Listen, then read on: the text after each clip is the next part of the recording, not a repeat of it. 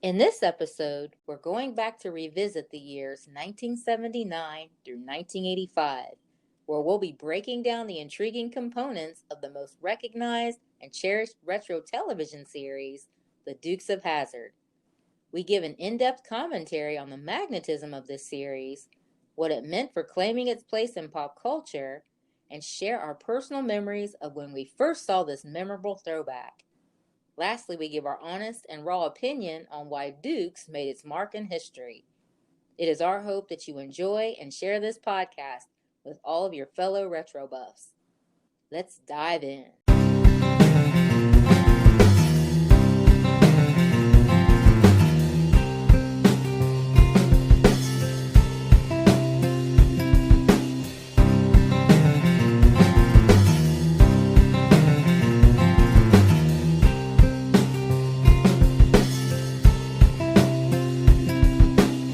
The Dukes of Hazzard was a show that aired on CBS from January 26, 1979 through February 8, 1985.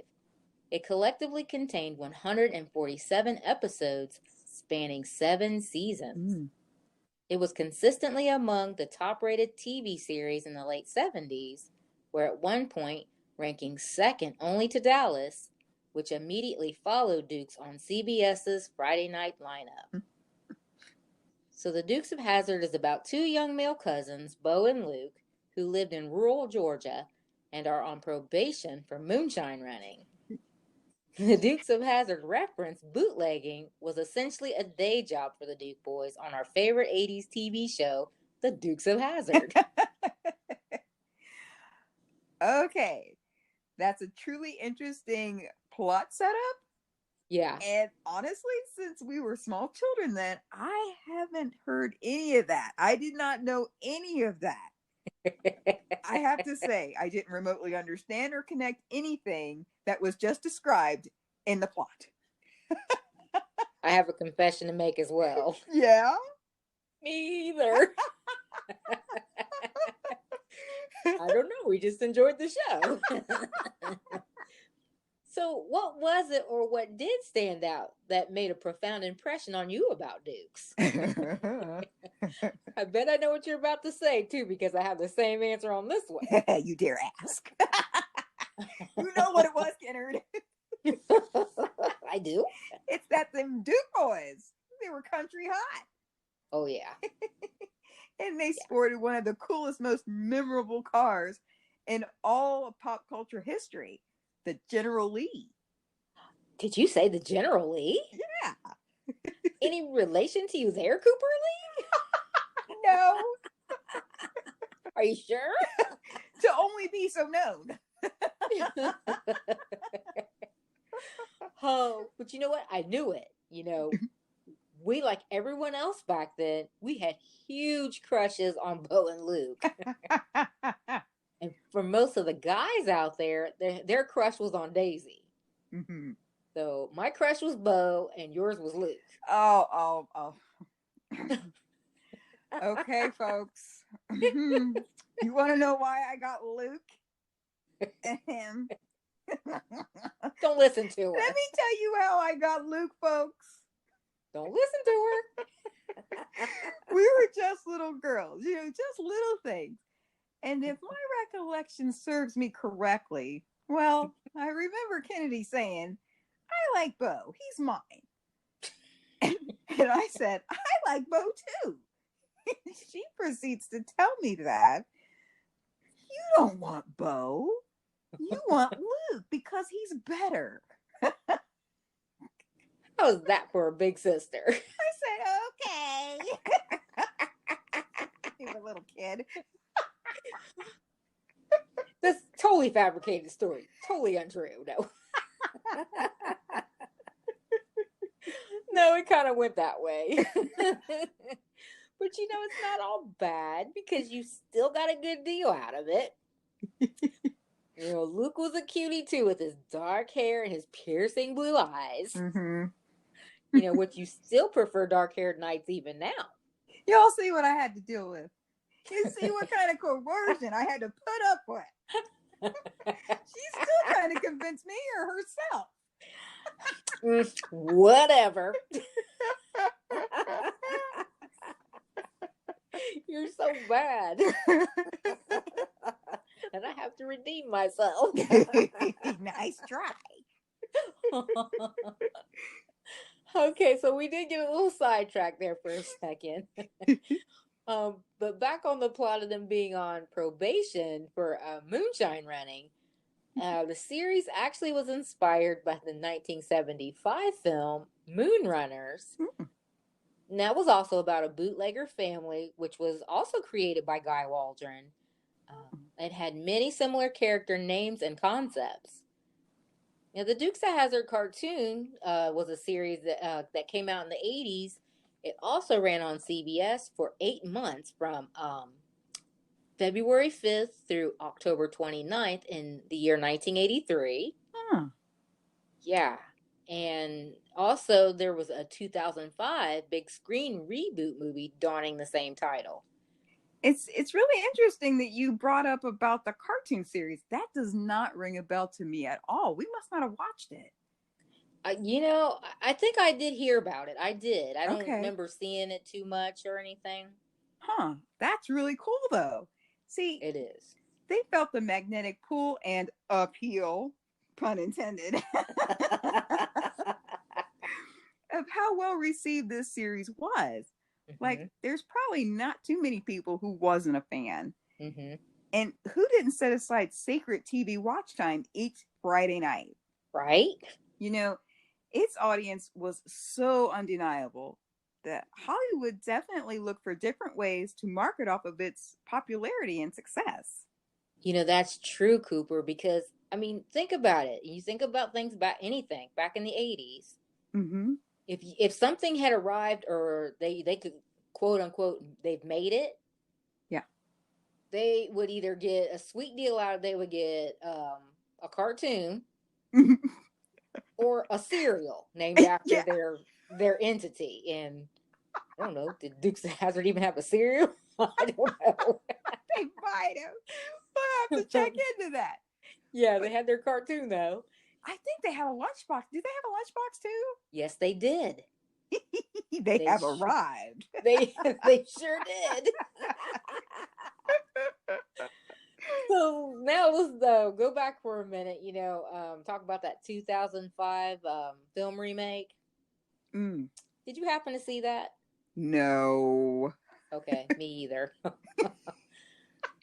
Oh, this is a quick conversation on that. Nothing beats the original. So we'll just stick with that. We're not even going to go down that road. So even the other characters in this show were notable and played a key role in capturing our fond memories of the series.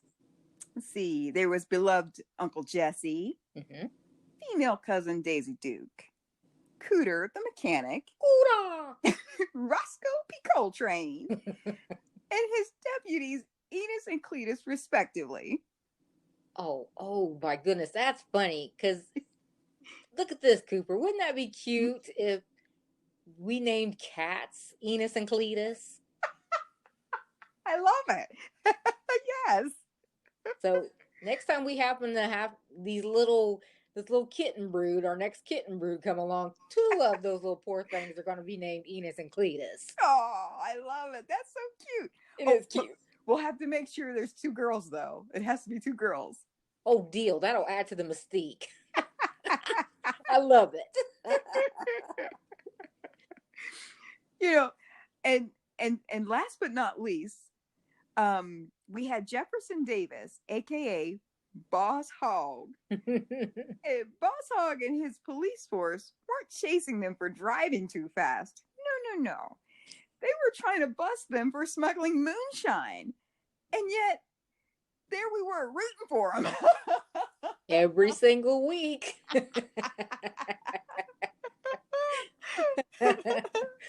don't know. I'm sure a lot of people view this show as campy and cheesy, full of stereotypes and short shorts. But however, it's a wonderful example of the creative execs making a show that's just all out fun and a good time. Oh, yeah. You know, we were very young when the Dukes was on prime time. Yeah. And my memories aren't just watching, the generally jump buildings or creaks or blaring that infamous horn. But one of the best parts of watching this show was getting to do just that with our family. Mm-hmm.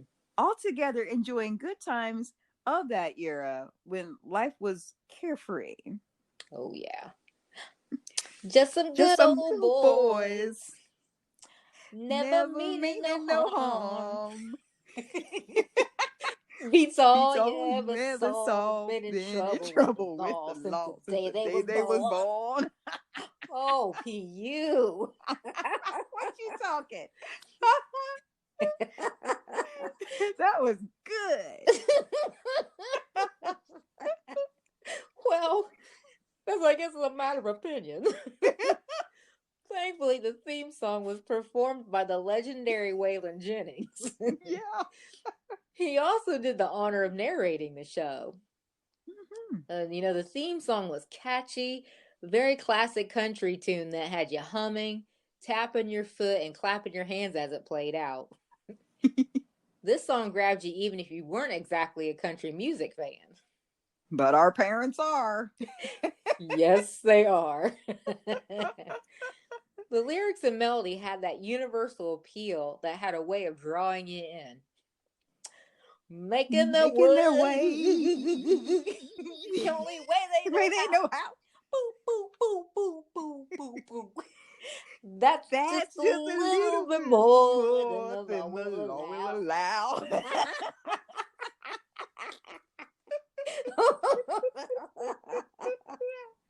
Oh, I don't know. I think Beauregard and Lucas would be proud of our caramel apple tribute. Not even. Well, those sound like ugly cat names too, Beauregard and Lucas. That was brutal. Yeah, it was. Our singing names. Woo, woo. Composure. Okay. Right. So, fun fact for our listeners: in 1980, "Good Old Boys," sung by yours truly. No, just kidding. Reached #1 on the American country chart and peaked at number 21 on Billboard Hit 100. Nice. Hey, remember the slow-mo shots of the General Lee going airborne before and after commercial breaks? I do. Shows back then were just big on those slow-mo stop freeze frame shots, weren't they? Those were big special effects back then. Our renegade heroes would have at least a couple of car chases each week. They'd make time to hang out with their pal Cooter at the garage, stop some real bad guys from doing something horrible, probably blow up a barn or two with arrows tipped with dynamite fired from a compound bow. Ooh, rotten sauce. That's all just before lunch. They were busy. They were. Now, fun fact number 2. The reason why they used compound bows was because they were on 5 years probation and weren't allowed to possess or carry firearms. See that? They were rotten sauce. They were rotten. Well, these two rotten people, though, they do just about anything to outwit Roscoe and Boss Hogg. As we know, he was the corrupt town official who had it out, not only for the boys, but really for the whole Duke family, which had a bullseye on its back. Even Uncle Jesse. And literally, this show burst onto the scene and instantly became a huge hit. It did. You could tell that this show was ratings gold, being done very tongue-in-cheek fashion, and that the cast had a lot of fun doing it, which that authenticity effortlessly transferred to us, the fans. Now, the only hiccup in the road that affected this momentum was when the original Bo and Luke left the show due to a contractual dispute. Hey, see, here we go again. Every time. This was a major thing that happened back in the day. Mm-hmm. We've discussed this in other, topics, other episodes, same thing. Mm-hmm. But I mean, don't if you got something good, don't mess with it. So it says, you know, don't try to fix it if it ain't broke. Yep. Yep. Something along those lines. Yeah, I know it's exactly what you're saying. Oh, that's right. Absolutely. You know the old adage, if it ain't broke, don't try to fix it. Yep. Mm-hmm. So let's talk about this for a moment. We really should. Okay, let's do that. Okay. So in around 1983, it went downhill rather quickly when the boys were replaced by look-alike wannabes. Wannabes. That's emphasized. Coy and Vance. Uh-huh. It just wasn't the same watching these two fake pies trying to fill those big shoes. Mm-mm. The show's viewership plummeted during that time. So much so that the show's producers mistakenly assumed the true appeal was the general lead. Mm-hmm. When in all actuality, it was the original Duke boys that was the heart of the show. They were. Like, come on. The producers were practically on their knees begging for the boys to come back, and return they did. And, that just shows that the fans have spoken. We did. Our elementary selves. We waited.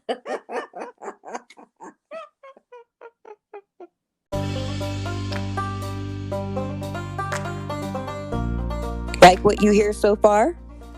Make sure you never miss a show by clicking the subscribe button now. This podcast is made possible by listeners like you. Thank you for your support. Now, back to the show.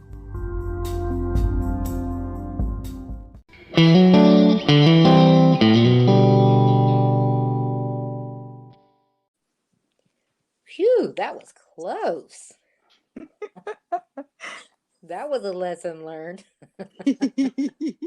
One shouldn't mess with a winning formula. That's for certain. Absolutely. This show truly struck a chord with the American public during the late 70s and early 80s. Mm-hmm. I haven't watched this show in years, but, it's amazing how impactful its effect is on us, even in present day. Sure. You can't deny awesome entertainment. And they sure don't make shows like this anymore. They really don't. It's like, if they don't come up with something like ultra mega awesome right now, it's just going to fade into the background because there's so many to choose from. You're right. Yeah, way too many options. Yeah, like you mentioned, like YouTube and all those types of things. It's like, it's just, right there at your fingertips for anything. Yep. So they did strike gold with this. Agreed. And the Dukes of Hazzard was cleverly positioned with other Friday night lineup TV shows. Like, I would even go as far as to say these were great. The Incredible Hulk, mm-hmm. Dallas, as we mentioned at the outset, as well as Falcon Crest. Okay. So all these plus the Dukes of Hazzard is a throwback of much better times. Oh, much agreed. Mm-hmm. TV is so much different now, as you just stated, and it started really changing. I think we started noticing in broad terms about in the 90s. Sure, yeah. Shows show more risky scenes and themes, they'll drop foul language. Mm-hmm. But programming was more censored and generic back then. If a show came on its designated time slot, you had to do your absolute best to catch it right then and there, or you'd probably miss it. Yeah. This is a time way before recording shows were a big thing, and forget streaming or YouTube. Way before its time. Oh, yeah. But because of the less accessibleness of most things back then, I believe we cherished and appreciated things much more back then in its simplicity. Oh, sure. And like, our parents didn't have to worry about what was coming on next. Yeah. They have to do all these ratings, and there's always this person coming on saying rated this and that. Mm-hmm. Your discretion is advised. That wasn't a thing back then. At least I don't remember. Do you? It wasn't mainstream. Okay. It is more mainstream now, but I think they throw stuff on like at night. They'd have a later time slot. Oh, there you go. When kids were in bed. There you yep. So you said it. We had our issues then, but life back then was much less superficial, but more simple, more fun. Much more fun. I'll tell you, I could bottle it and sell it. We would be millionaires right now if that was a possibility. Ooh, that idea has some merit there, Cooper. So we'll get to work on that. Okay. But back to the Dukes. Another fun fact is that Boss Hogg was Sorrel Book and Uncle Jesse Denver Pyle. Mm-hmm. They're the only two cast members to appear in every episode of the series. Okay. They were most likely the two eldest cast members as well. Well, with them being gentlemen, that probably wasn't a big deal to them. But if that was women, I don't think they'd want that to be a fun fact. It wouldn't be very fun for them. They would be like, you can keep that little tidbit under your hat, please. Thank you. They really would. But speaking of cast members, let's give a brief look into some of the key players. Okay. So we got your man, Luke. Oh my God. Seriously, Kennedy. Come on. It's true. Don't make me have to go back and tell the story again. Oh, they're like, oh no, please don't. So Luke is the elder Duke cousin, who's more mature and rational than Bo, and is usually the one who comes up with the plans to get him out of said trouble. He was a veteran of the United States Marine Corps and a former boxer therein. Okay. Listen to you like you don't know. Like, he's your 80s husband. You know all this. I know none of this. So Luke was the first to perform the hood slide across the General Lee. The hood slide proved popular and became their signature move throughout the show. His CB call sign was Lost Sheep, and they used that in combination when he was with Bo, or Sitting Duck was his solo. Bo, also my guy. Hey! Just kidding. I mean, your guy. He's the younger Duke cousin, who is described as the shoot first, ask questions later type, and usually is the one who gets the duo into trouble. He's also the ladies' man, which proves to be a staple subplot for their troubles many, many times. Oh boy. He's an ex-stock car driver, so with those talents, he's usually the one driving the General Lee. Bo is also the one who does the signature yell, "Yeehaw!" while they're in the mid-jump. Nice job. Thank you. Now let's talk about why just about every red-blooded American male tuned into the show every week. We come to Bo and Luke's first cousin, Daisy. She's beautiful, honest, and kind-hearted. Many times her naivety has led the Duke family into hot water. Although she aspires to be either a singer or reporter, Daisy works as a waitress at the Boar's Nest. Now, there's a whole, interesting backstory on how this agreement of her working there came about via Boss Hogg. And trust me, there's quite a bit. This was not a overnight done story. Like, they actually did their homework with this. So there was a lot of backstory to a lot of the characters and whatnot. That's cool. It is. So, definitely check that out if you want some deeper insight there. Okay. Her famous modes of transport were a 1971 Plymouth Satellite. We got a 1974 Plymouth Roadrunner. And in the middle of season 2, Daisy gets her infamous CJ7 Jeep with the word Dixie stenciled on the hood sides. Wow. Her trademark was even more famous than her rides, and that was her trademark and signature short shorts known as Daisy Dukes. Her CB handle was Bo Peep and Country Cousin. Now, you know what's interesting? The whole thing about the Jeep, that's the one ride that I remember her having. Mm-hmm. I don't know. It must not have been real great with the other ones, but the Jeep, that's what stood out and made you want one. You know, you want like a little Barbie Jeep or whatever. And it's like, isn't that cool? But I'll tell you what, I do vaguely remember in younger school, it must have been like third or fourth, or no, maybe like second grade. Okay. I had a folder that had her on it.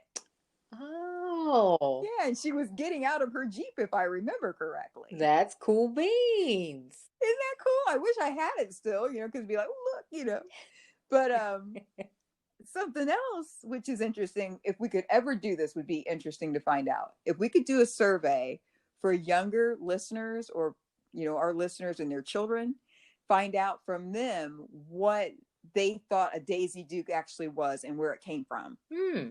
You know, no doubt they realized they were the shorts, but did they realize it came from a TV character from back in the day? That would be interesting. Yeah, not just some random made-up brand. Yeah, exactly. So it would be interesting if we could ever find that out. So we'll have to see if we can research that too. Okay. So now we're going to talk about the wise patriarch of the family, Jesse Duke, or as we affectionately know him as Uncle Jesse.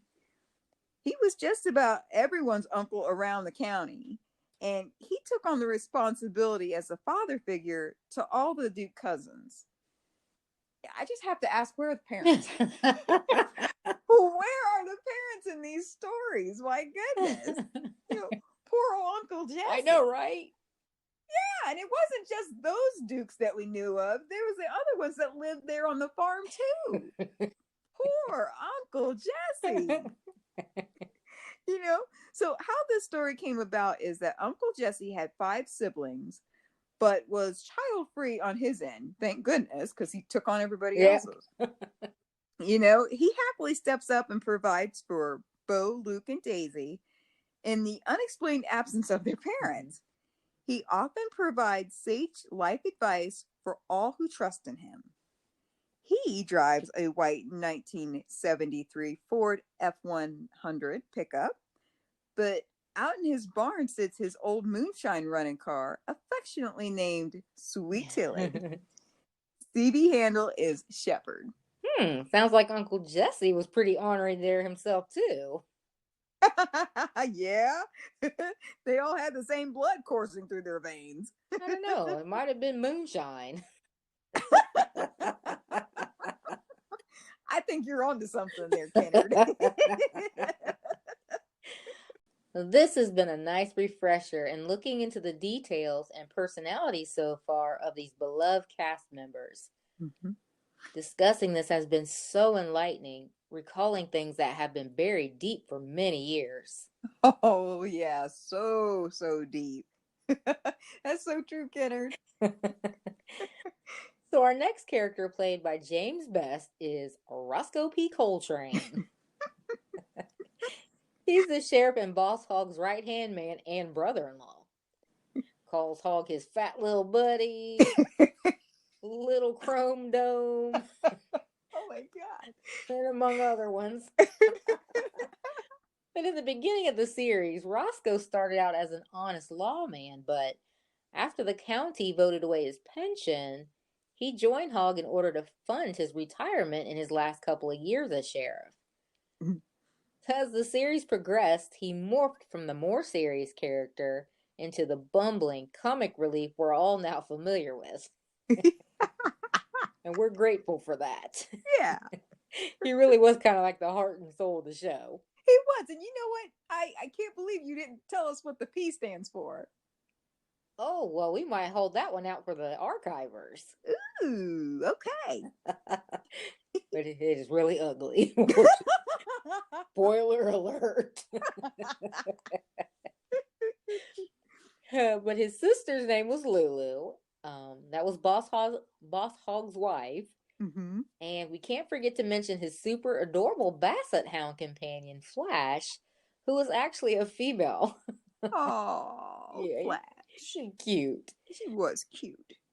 Roscoe frequently initiates car chases with the Duke boys, but they usually outwit him, and the cop car gets wrecked. Oh my His CB handle was Red Dog.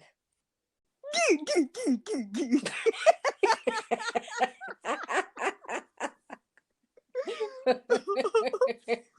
I'm sure that did not do it justice, but I couldn't resist. No, that was awesome. Perfect job.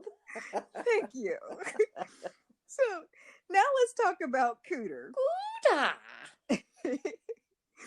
Played by Ben Jones, he was often referred to as the honorary Duke. He owns Cooter's Garage in Hazzard County Square, directly across from the sheriff's office. Okay. I'm sure they wouldn't appreciate us laughing anytime we say sheriff's office. You know, this is supposed to be serious for them. Yeah. And we're laughing. Now, Cooter drives a variety of trucks like GMC, Chevy, and Ford. He likes to spread the love. And his CB handle is Crazy Cooter. Actor Ben Jones actually owns a small chain of stores called Cooter's Place, located both in Gatlinburg and Nashville, Tennessee. And that's totally dedicated to all things cool related to the show. Oh, that's interesting. That's kind of cool, huh? Yes, it is. It is. You know, because as one of TV's classics from the 80s, this show had great stunts and stunt people. This is all pre-CGI effects and some well-developed characters, as we just discussed. Yeah. The action fell right in line with other works going on around the same time, like, you know, you think of Smokey and the Bandit, Chips, and BJ and the Bear. Yeah, oh my goodness. Uh-huh. You know, which all of those had a strong signature use of CB radios and CB handles. That was a big deal back around this time. It was. You remember those huge antennas? Like they would scrape the top of, underpasses and bridges.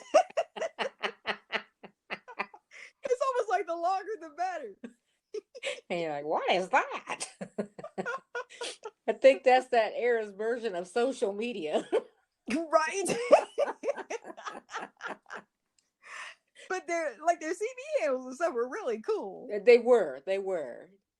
Which did kind of put you in mind of today's social media. Oh, yeah, it does. So they take you on a wild ride, but kept it all G-rated at the same time, which definitely kept our mom happy. Oh, yeah. Because, the beauty lies in its simplicity. So, all in all, the Dukes of Hazzard rocks. We love the action, plot, and characters. The writing was top-notch, and any quality TV show begins with excellent writing. Facts. The casting was phenomenal until season 5. Oops. Yeah, we won't shout that from the rooftops or anything, but if you watch, you'll kind of figure that out.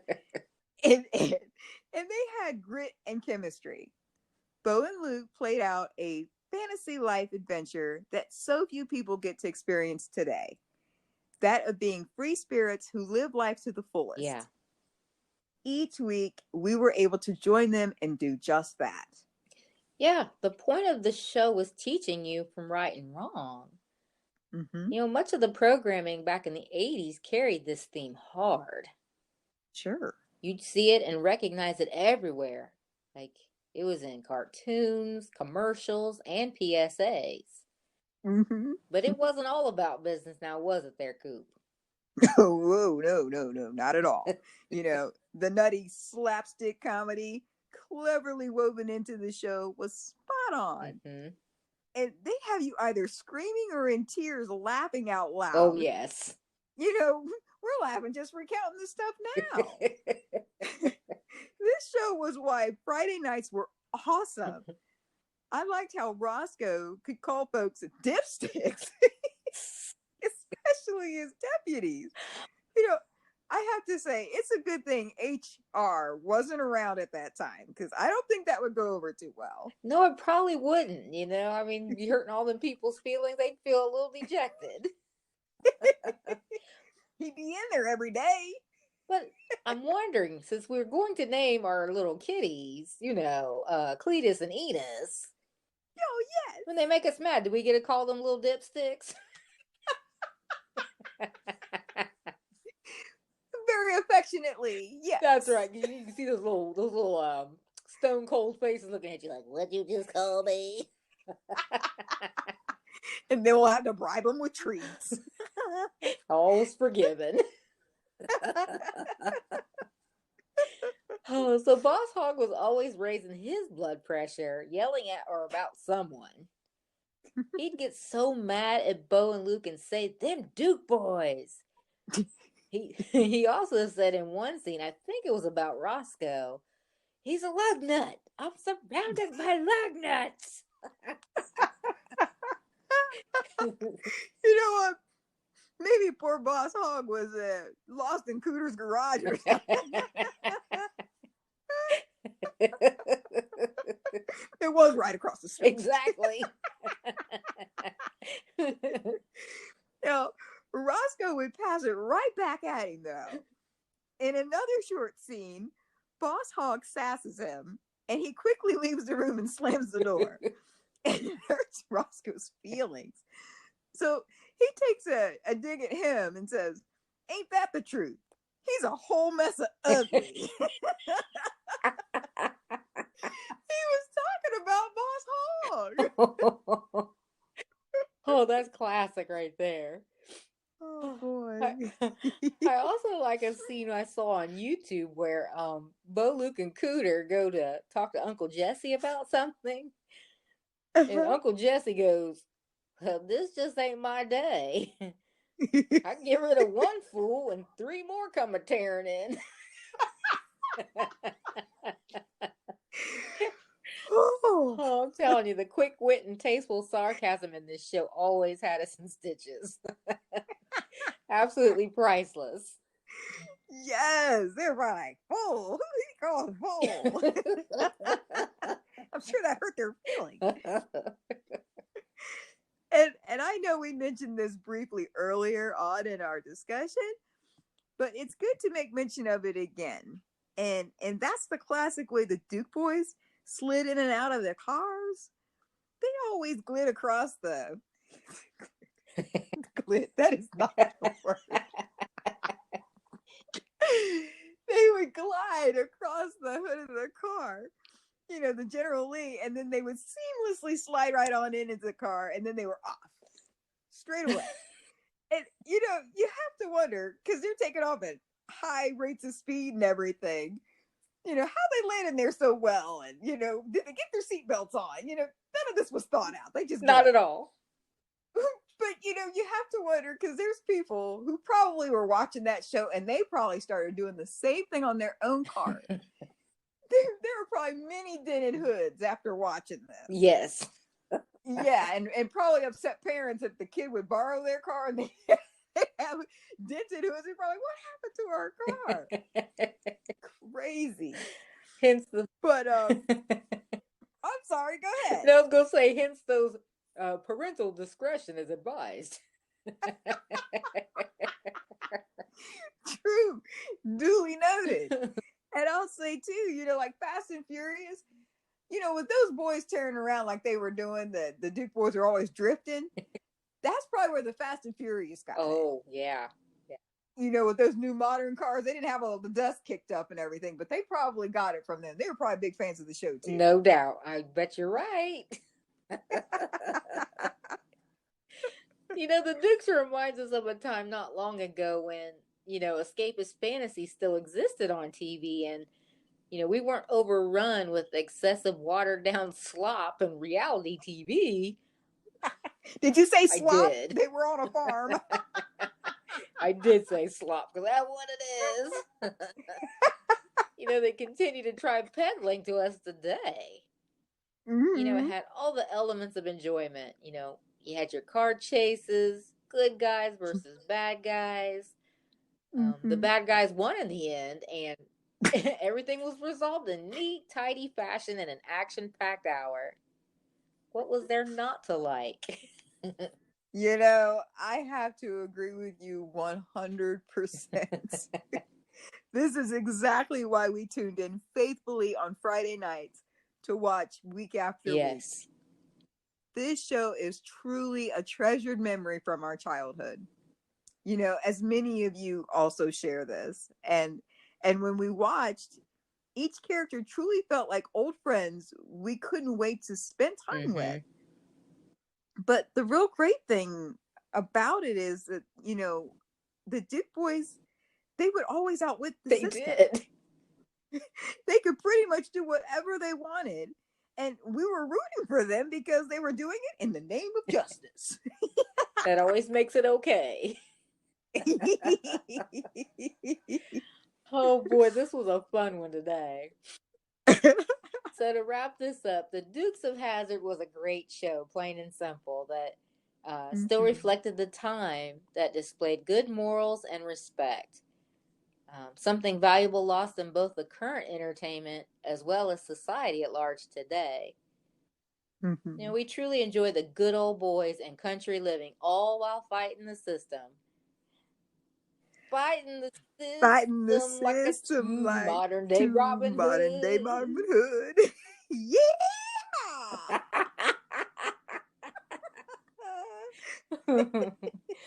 And that's it for this week's episode. To make sure that you never miss out on another second of our Caramelicious podcast, meet up with us on Apple Podcasts, Spotify, Google Play, or wherever you get your podcast fix.